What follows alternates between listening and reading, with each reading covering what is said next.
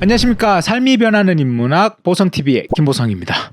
손자병법 13편 중 제4편인 형으로 한번 들어가 보도록 하겠습니다. 형이라는 단어는 바로 형태, 모양, 몸을 말합니다. 전장에 나가 상대와 직접 마주치는 상황이 될 때 우리 부대가 배치된 형태가 바로 형입니다.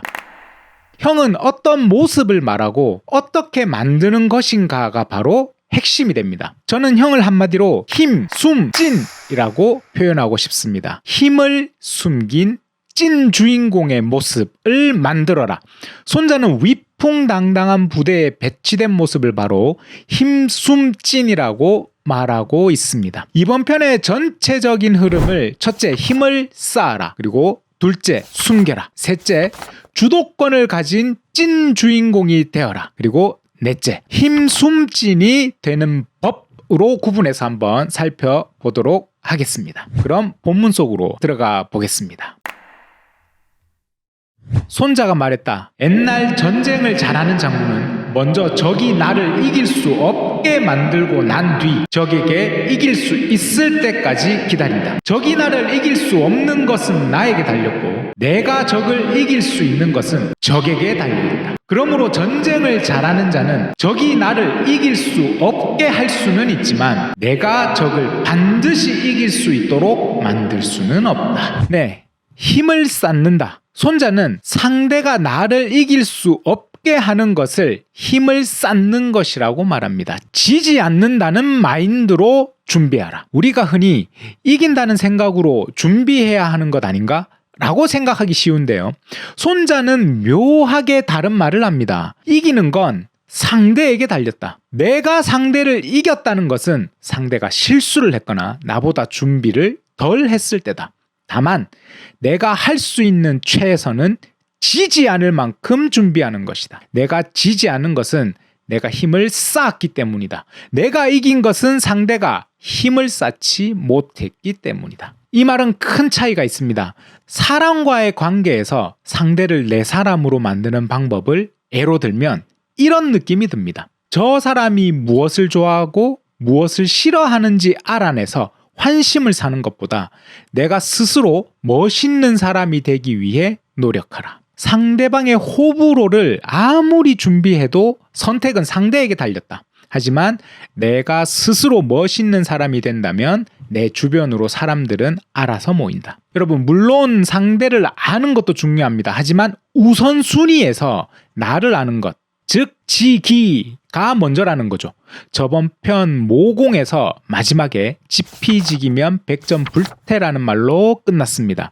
적을 알고 나를 알면 100번 싸워도 위태롭지 않다. 위태롭지 않다는 것은 어떤 상황에도 지지는 않을 정도로 만들어야 한다. 우리가 이런 이야기를 요즘 많이 하죠. 도저히 질 자신이 없다. 손자가 중요하게 생각한 건 바로 도저히 질 자신이 없다라는 마인드입니다. 지지 않는 것은 어떻게 하면 될까요? 바로 나의 장점과 단점을 명확하게 알아서 발전시키고 보완하는 것입니다. 이것을 메타인지라고 부르죠.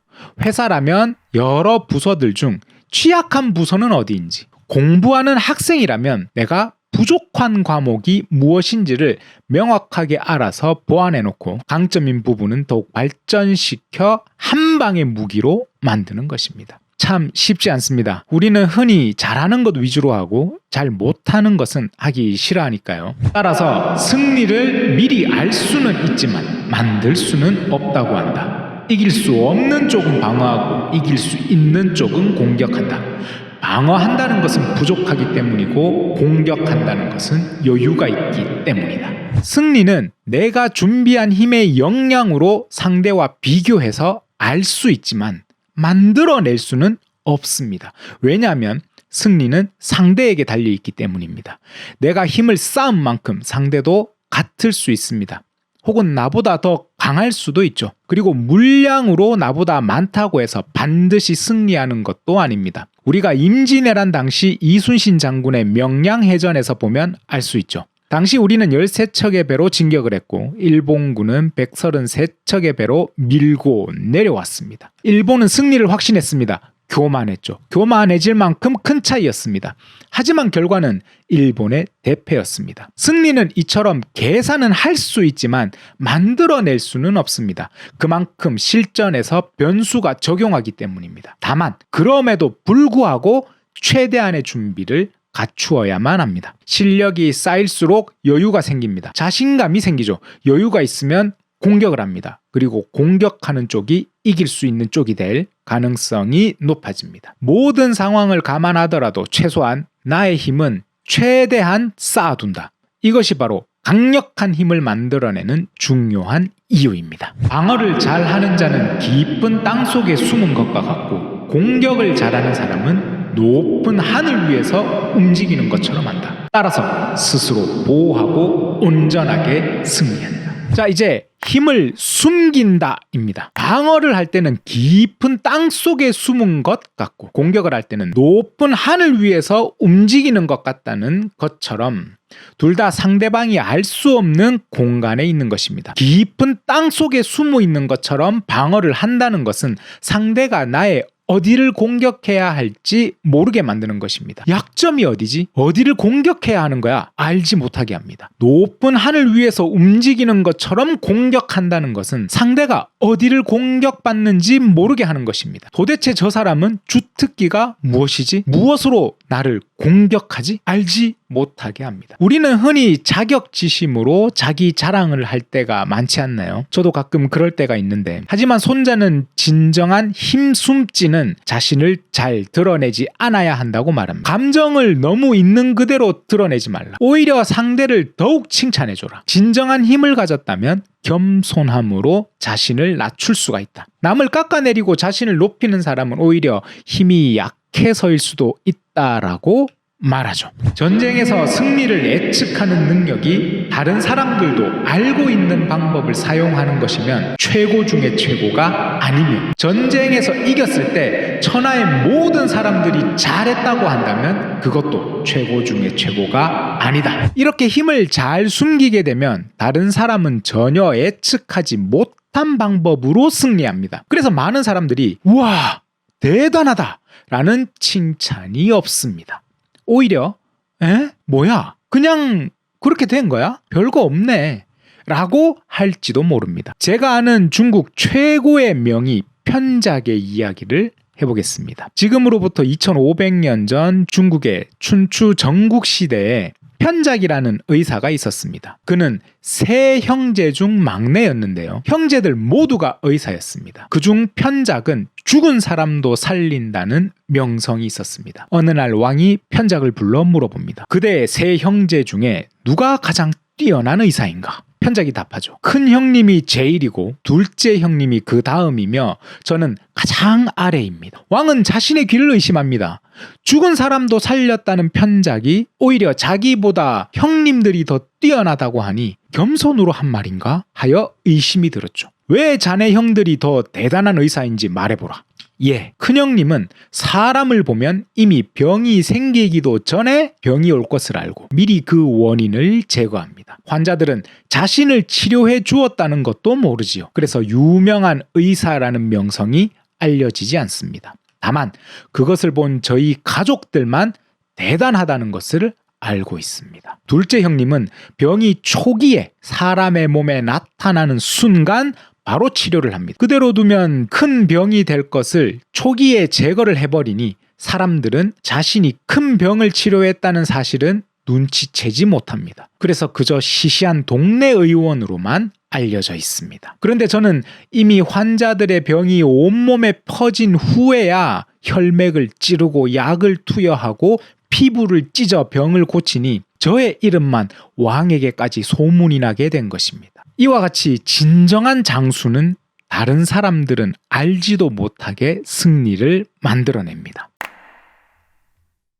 고로 가벼운 털을 든다고 힘이 세다고 하지 않고 해와 달을 본다고 눈이 밝다고 하지 않으며 천둥 소리를 듣는다고 귀가 밝다고 하지 않는다. 옛날에 전쟁을 잘한다는 사람은 쉽게 이길 수 있는 적을 이긴 것이다. 그러므로 전쟁을 잘하는 사람이 승리한다는 것은 남들이 보기에는 지혜로운 명성도 없고 용맹한 공적도 없지만 싸워서 이기는데 한치의 어긋남이 없다. 자, 이제 찐 주인공이 되는 것입니다. 주인공은 바로 주도권을 가진 사람입니다. 주도권을 가지고 쉽게 이깁니다. 나의 장점과 약점을 파악하여 힘을 쌓았고 이것을 철저하게 숨긴 다음 공격과 방어를 통해 주도권을 가지고 쉽게 이기는 것이 바로 찐 주인공입니다. 비슷한 경험이 다들 한 번쯤 있어 보지 않으셨나요? 어느 날 문득 이번 시험에 꼭 한번 열심히 해봐야겠다는 생각이 들 때가 있지 않았습니까? 제가 대학 시절 시험 기간에 엄청나게 시험 공부를 한 적이 있었는데요.